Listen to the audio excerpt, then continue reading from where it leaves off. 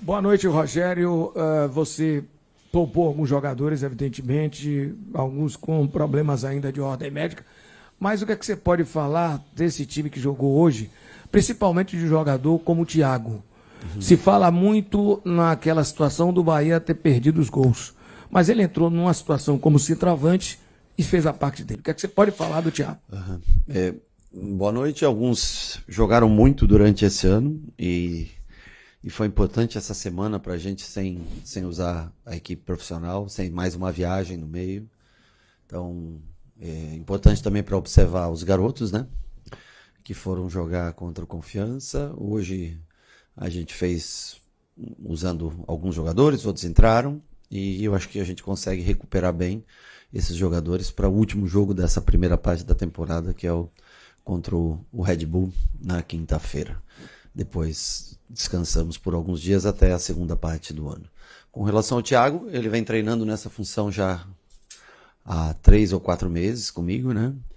E ele não é um jogador dessa função de ofício, claro, eu sei, mas ele tem mostrado evolução na função, não pelos gols hoje, mas é um jogador voluntarioso, de uma qualidade técnica que vem evoluindo, tem muita força, Thiago, né? Um jogo aéreo que ele consegue saltar, competir, não é um jogo aéreo fantástico, mas eu acho que ele vem ajudando a gente em todos os sentidos, no sentido de marcação, pressão de bola, ele também colabora bastante.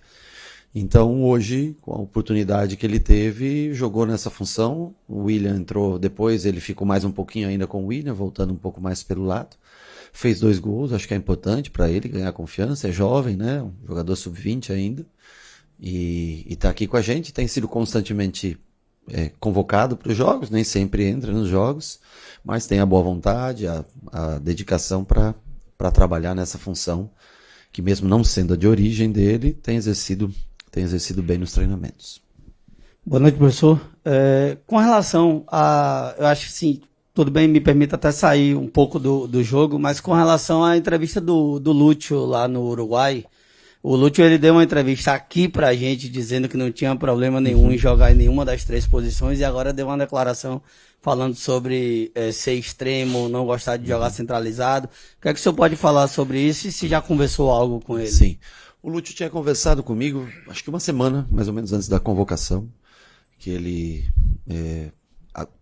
falou na outra vez que gostava. Eu acho que até o torcedor pediu a entrada dele e através da meritocracia ele conseguiu o espaço dele e o torcedor pediu a entrada dele jogando como 9, né? Mas eu entendo, porque em momentos também, lógico, ele é jovem, em momentos que a bola não entra, de uma dificuldade, por um motivo ou outro, ele não consegue fazer o gol, é natural que você vá tentando encontrar uma coisa ou outra. Eu acho que tá faltando um pouquinho de confiança, mas como ele falou comigo, eu já tinha falado para ele, né, que nessa volta na parada, que nós poderíamos ter 2 semanas de treinamento e que nós poderíamos investir. Eu acho que será o que ele se sente à vontade hoje. Eu só acho que o torcedor pediu a entrada dele justamente pela posição de 9 que ele fez os gols. Mas vamos tentar fazer o máximo por ele, colocar ele para trabalhar nessa função de lado de campo, né? E tentar achar, ele é um investimento do clube, um jogador ajudou a gente tantas vezes como camisa 9, e vamos tentar investir.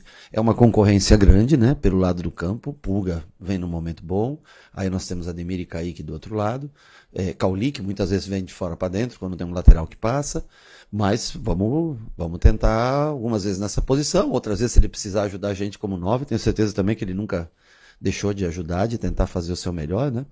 Vamos tentar ajudar ele a ganhar mais confiança, que eu acho que momentaneamente é o que falta. Boa noite, professor. Parabéns pelo triunfo e pela classificação em primeiro no geral, né? É importante. Sim. E é importante também ressaltar que quem quer ser campeão não escolhe adversário.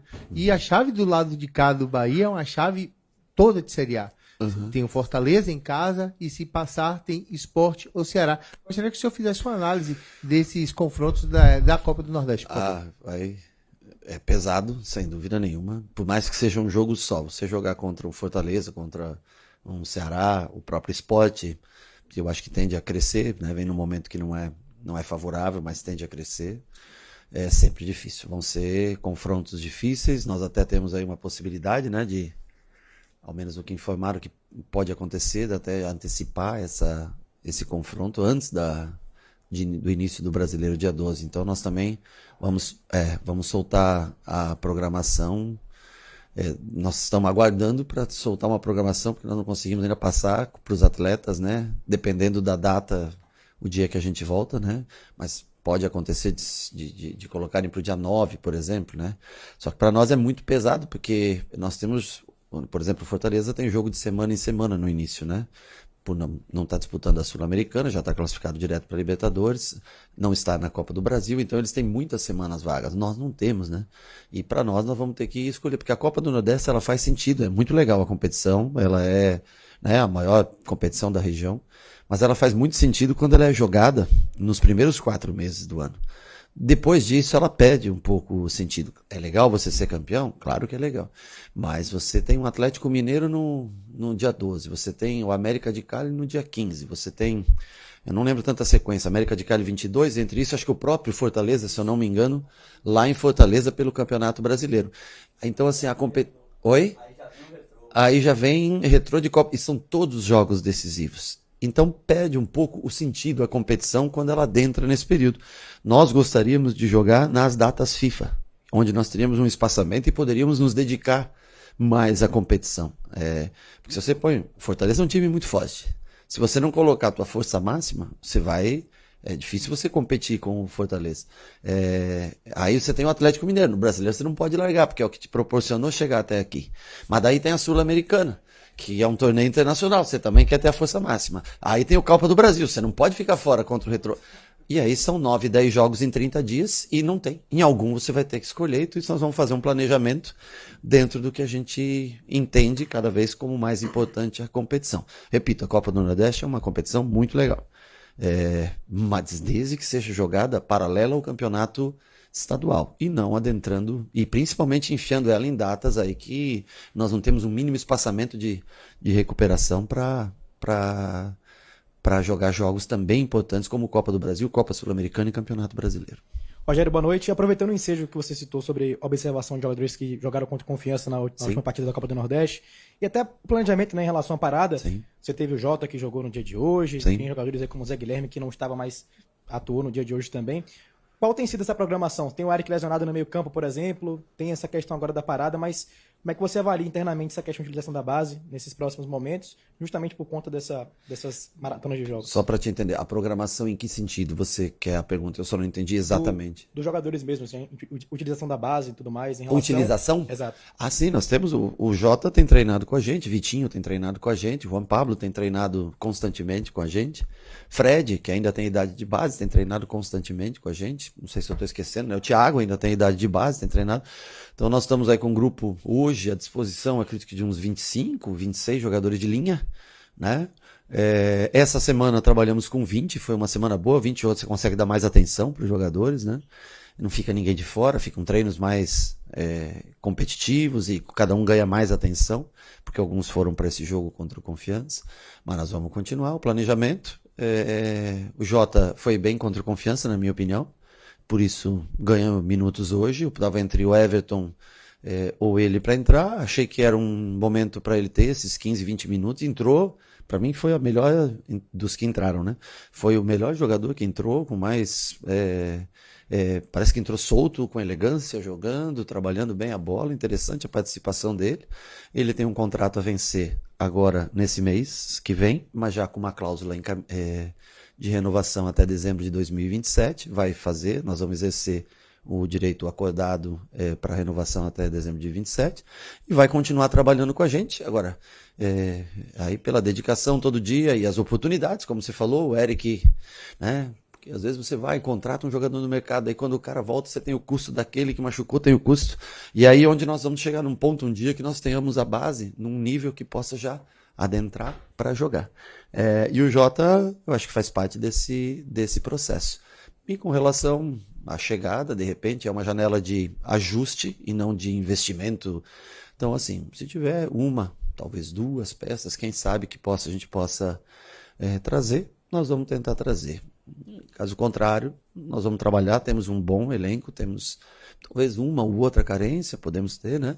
Mas tentando trabalhar dentro do que o orçamento permite, dentro do que a folha de pagamento permite, é como se fosse como é que é esses fantasy game aí, como é que é o nome? Isso aí. E nós vamos tentando adequar, sempre dentro das condições que são passadas, das diretrizes que são passadas para o clube. Boa noite, Rogério. Parabéns pelo triunfo. O Bahia jogou mais do que um campeonato brasileiro nessa primeira parte da temporada aí de jogos. Sim. É uma sequência muito pesada. Eu acredito que essa parada seja importante para vocês terem esse descanso também. Claro, uma preparação para o restante, porque vem mais peso aí quando os campeonatos retornarem depois do Mundial de Clubes. Mas eu queria saber de você, numa avaliação pessoal, vocês são muito cobrados pelos resultados, Sim. pelas competições e também para entregar um alto desempenho. Eu queria que você trouxesse para a gente o que é que você avalia dessa primeira parte da temporada, como é que você avaliou o comportamento do Bahia, uma Libertadores bem jogada, que pequenos deslizes acabaram tirando o Bahia da competição. O que é que você avalia dessa primeira parte da temporada? Bom, eu acho que esse ano a gente rende mais do que no ano passado, assim como no ano passado rendeu mais que 2023. Claro que a gente queria estar no topo, queria estar lá em cima, nós não conseguimos ainda isso. Lamento a saída da Copa Libertadores, acho que nós poderíamos estar hoje, né, enfrentando um Flamengo, por exemplo, no sorteio, né, no caso de passar com uma vitória contra o Inter, passar em primeiro e estar aí nessas oitavas de final. Fico triste por não ter acontecido. Acho que a gente tinha futebol e mostrou em determinado momento da competição que nós poderíamos estar lá. Vamos agora para a Sul-Americana. Infelizmente o sorteio, o Raul está indo nos sorteios, não está trazendo muita sorte para a gente. E aí nós temos sempre adversários difíceis, né? Tivemos no grupo da Libertadores, temos adversários difíceis, a América de Cali jogando em primeiro lugar no Campeonato Colombiano. Se passar tem o Fluminense, que está na nossa frente aí no Campeonato Brasileiro. Mas assim, é como na pergunta, acho que foi você que fez, né? Que não dá para escolher adversário, né? Agora, podia também ser um pouquinho mais fácil, às vezes, para quem joga de 3 em 3 dias, adversários pesados, eles, por exemplo, né, hoje é um jogo que você pode intercalar. Então, quando você tem um jogo assim, você pode dar um descanso e botar todo mundo para jogar. Mas assim, todo mundo está capacitado, a gente está tentando montar um grupo justamente para isso, para em determinadas rodadas, você às vezes trocar um time inteiro e ter um time tentando entrosar um time, porque o meio-campo, como jogou hoje, é um bom meio-campo, né? Um time que tem força e tudo. Mas em uma ou outra peça a gente sente um pouquinho de dificuldade, principalmente com as lesões, né, do Canu e do Eric, que são mais sérias, né, que vão praticamente perder boa parte do ano. Mas vamos firme, trabalhando, temos 3 treinos, e um jogo importantíssimo contra o Red Bull, o último jogo contra os paulistas, né? Nós já tivemos o Mirassol, tivemos o Corinthians, tivemos o Santos, tivemos as Palmeiras e São Paulo, né? Falta agora o Red Bull. Então, assim, você enfrenta ali o que tem de melhor de campeonatos regionais, a gente conseguiu ter 3 empates e 2 triunfos.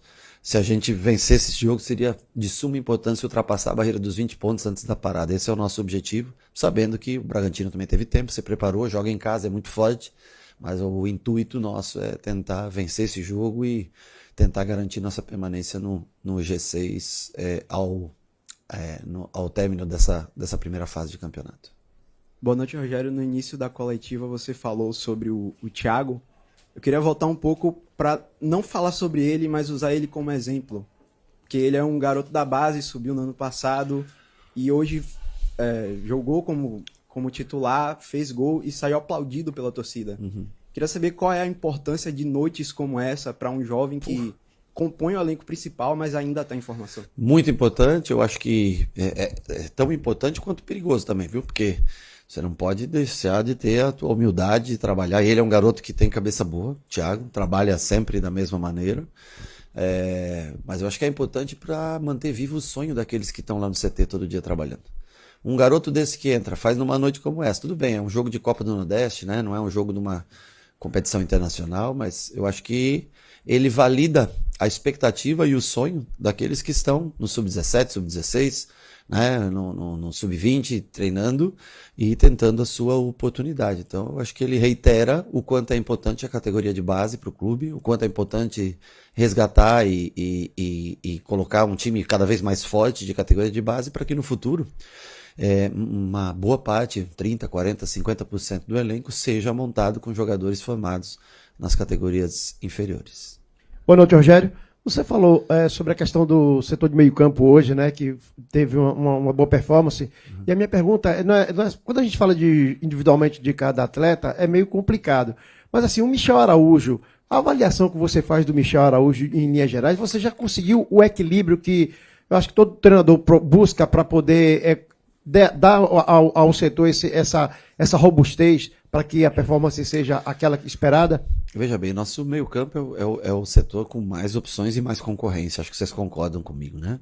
Eu acho que o Michel teve 2 lesões, duas, né? E vem voltando bem. Não é pelo gol, não. Pela força que ele imprime. É um jogador de força física, boa técnica. Às vezes prende um pouquinho demais a bola, poderia soltar um pouquinho mais rápido, já tenho falado bastante com ele. É um jogador que pode jogar como terceiro homem de meio, como quarto homem de meio, né? Uma posição de ataque trazendo para dentro, às vezes até por fora, apesar que nós temos jogadores com mais características técnicas, não de força como ele. Então está sendo um jogador bem útil, deve melhorar, pode entregar mais, mas eu acho que hoje fez um bom jogo. Não sei qual a avaliação de vocês, não sei qual foi os comentários de vocês, aí eu não sei. Na minha avaliação, na minha ótica, ele fez o gol no momento que ele já estava... Eu segurei o Jota conversando com ele, esperando que saísse o gol, e saiu o gol naquele momento. Mas eu acho que ele ainda pode render mais, mas eu acho que ele vem melhorando gradativamente. Boa noite, Rogério. Parabéns pelo triunfo. Na coletiva passada nós falamos um pouco sobre jogar em transição, jogar pelas pontas. E hoje, no segundo tempo, principalmente, você montou um esquema que o Bahia se soltou mais, né? Uhum. Utilizou, obviamente, com um meio mais leve ali, com o Nestor, com o Michel Araújo, até mesmo com o Caio, com o Azevedo ali, que fez um partidaço, diga-se de passagem, né? Eu acho que é consenso aqui entre todos, fez uma partidaça no dia de hoje. Aliás, é uma constante ele fazer boas partidas. Eu acho que ele é o primeiro titular e reserva, né? Ali você pode contar com ele. Mas você mostrou hoje que o Bahia consegue jogar também em transição, muito embora tenha tido a mais a posse de bola, mas quando acelerou o jogo, fez boas jogadas, né? Mas o terço final do campo ali realmente é um desafio, como você destacou. O Thiago entrou, fez 2 gols, um segundo gol foi um bate-rebate ali na zaga, mas fez um segundo gol ali, estava atento. O William José entrou no segundo, no último jogo, fez 2 gols, o Thiago entrou, fez 2 gols. Isso, de alguma forma, o Marinho colocou aqui em relação ao Lúcio, isso aumenta, na sua visão, a temperatura em relação à cobrança que ele vai sofrer, até mesmo pela comissão, pela torcida? O que é que você acha? Não, nós não temos, quer dizer, cobrança, claro que você tem a cobrança todo dia, né, para que não desista, persista, não deixe ser influenciado. Ele falou até um dia, pela primeira vez me xingaram um dia na rua. Eu disse, fica tranquilo, isso é normal. Você vai acontecer, o torcedor, às vezes você perde um jogo, ele está indignado, se você está exposto, é uma figura pública, infelizmente pode acontecer. Mas a pressão é natural para todos. Quem entra, tem a oportunidade, tem que tentar, você vê, o exemplo próprio é o Thiago. Mas não que traga pressão. Eu acho que ele tem que ter cabeça boa, talvez um pouco mais de ajuda familiar também, importante, né? Assim, na presença, que ajude, né? Tem familiares que ajudam, nem sempre os familiares ajudam, né? Nem todos, né? Então, ele vai voltar, vai treinar com a gente, vamos trabalhar um pouco a questão do lado de campo com relação a essa entrevista que ele falou. Ele já havia falado comigo há poucos dias antes de ir para a seleção, eu tinha dado essa mesma, o que eu estou dando resposta para vocês foi a resposta que eu dei para ele. Vamos aguardar a parada, então que eu posso me dedicar um pouquinho mais nos treinos para você nessa função, e quando ele puder ajudar a gente assim, ou mesmo de camisa 9, que eu acho que ele na entrevista do ano passado fala que também gostava, eu acho que foi o que desencadeou toda essa paixão do torcedor, foram os gols importantes que ele fez, desde aquele do Botafogo, se eu não me engano, que foi o primeiro na Copa do Brasil. Não, sim, mas eu estou dizendo, né, começando naquele, né, então, assim, importante é que ele não baixe a cabeça, se dedique, e a gente consiga ter mais opções para a gente ter um time cada vez mais competitivo, que são muitos jogos. Nós temos se confirmar o jogo do dia 9, de 9 a 9, nós temos 10 jogos. Então a parada, ela é boa para descansar, mas você tem que ter uma base, e o problema não está no primeiro jogo, o problema está no quarto, no quinto, no sexto, quando começa esses jogos com viagens longas. Você volta para a Colômbia, né? Viagem de 6 horas, 7 horas. 2 dias depois, você chega num dia, dorme, nem treina e já tem outro jogo. E para isso é importante testar o elenco. Para isso é importante trocar, às vezes, 8, 9, 10 jogadores, para que todos tenham um ritmo de jogo e que a gente tenha a noção do que cada um pode entregar. Você quase mata a minha pergunta. Eu? Boa noite. O futebol desafia a matemática, né, Rogério? Porque enquanto a matemática é uma ciência exata, no futebol 2 mais 2 não pode, nem sempre vai ser 4. Às vezes o cara se desdobra e vira 8. E assim sucessivamente. Mas o que fazer diante de um calendário ridículo, promovido por uma instituição também ridícula, que é a CBF, mas é o calendário, é o que tem. Como fazer para adequar tudo isso e ainda ter, e aí já é um trabalho mais do Cadu, mas como ele não fala, a pergunta é para você. Criatividade junto com Aí, Dade. sobrou para você. Aí, junto com Dade, junto com todos que estão atentos ao mercado, para pensar boas peças no mercado. O BR tem feito bons movimentos no mercado, diga-se de passagem, já que a gente está cobrando, também elogiar. Tem feito bons movimentos. Mas se para a gente é uma janela de ajuste, como você citou, para o mercado global é uma janela macro, onde tem muitos jogadores em disponibilidade, em trânsito. É possível não ser só 1, 2 ou 3, e dentro dessas possibilidades sem custo, trazer até mais peças que funcionem para o seu esquema, sistema e para o planejamento? Bom, nós conversamos diariamente, né? Nós todos os dias estamos conversando. Eu acho que o Cadu até é bem possível que nessa janela de meio do ano aí vá atender... Ele abre a mão? Oi? Ele abre a mão? Não, vai atender vocês e explicar. Eu só sei que sempre houve um direcionamento sempre parecido. Tem os desejos, tem aquilo que você pode, como tudo na vida, né? Aquilo que a gente quer e aquilo que é possível. Agora, é uma janela internacional. O Manchester City tem uma janela, ou times que estão na Europa do grupo tem uma janela internacional, né? Eu tento repetir para vocês. Claro que a gente gostaria de ter os melhores jogadores e dinheiro infinito, como todos citam aqui, né? Cada vez na cidade, quando tem uma entrevista, o Bahia tem dinheiro infinito, o Grupo City tem dinheiro infinito. Eu não acho que tem dinheiro infinito, ao menos disponível para a gente. E nós sabemos de uma carência ou outra que nós temos, estamos tentando. Eu acho que não adianta você trazer qualquer jogador. Aí é melhor você tentar com a base, porque você pode formar jogadores, até uma eventual venda futura pode te dar a oportunidade de trazer outros jogadores, né? E a gente conversa diariamente. Eu acho que ele até deve atender aí vocês no meio do ano. Tem sempre programada uma, né, no meio do ano, uma entrevista, né? E eu acho que ele pode falar para vocês, mas nós conversamos sempre bem, nos damos bem aqui todos, e eu tenho certeza que ele também quer o melhor. Ele também quer contratar os melhores jogadores, eu tenho certeza disso. Agora, existe um orçamento. E talvez só se você estourasse o orçamento e não tivesse responsabilidade com mais ninguém, ou comprasse e não pagasse, ou atrasasse o salário do jogador, né? Não tivesse a preocupação, como o Raul falou essa semana, da estrutura, porque todo mundo fala, eu não quero a estrutura, eu quero o título. Mas quem quer constância a longo prazo, a estrutura é a coisa mais fundamental para um dia vir os títulos. Agora, claro, pode ser que não venha na velocidade que as pessoas esperam. Outra coisa, você mesmo com investimento, mesmo com CT de primeiro mundo, com tudo, não garante que você vai ganhar naquele ano. Não é futebol, como você falou. Não é como matemática, não é uma ciência. Você pode fazer tudo, às vezes, e a bola dá 5 vezes na trave, ela não entra e você não ganha. Então, assim, nós estamos tentando caminhar passo a passo, mas há sempre o interesse deles também, lógico que é o interesse deles de que o Bahia seja cada vez mais forte e consiga vencer títulos importantes. Dito isso, 1, 2 ou 3. Não, aí nós não temos assim. Nós vamos tentar ao máximo encontrar bons jogadores que possam atender a expectativa do torcedor. Eu acho que esse é o principal. Valeu, gente!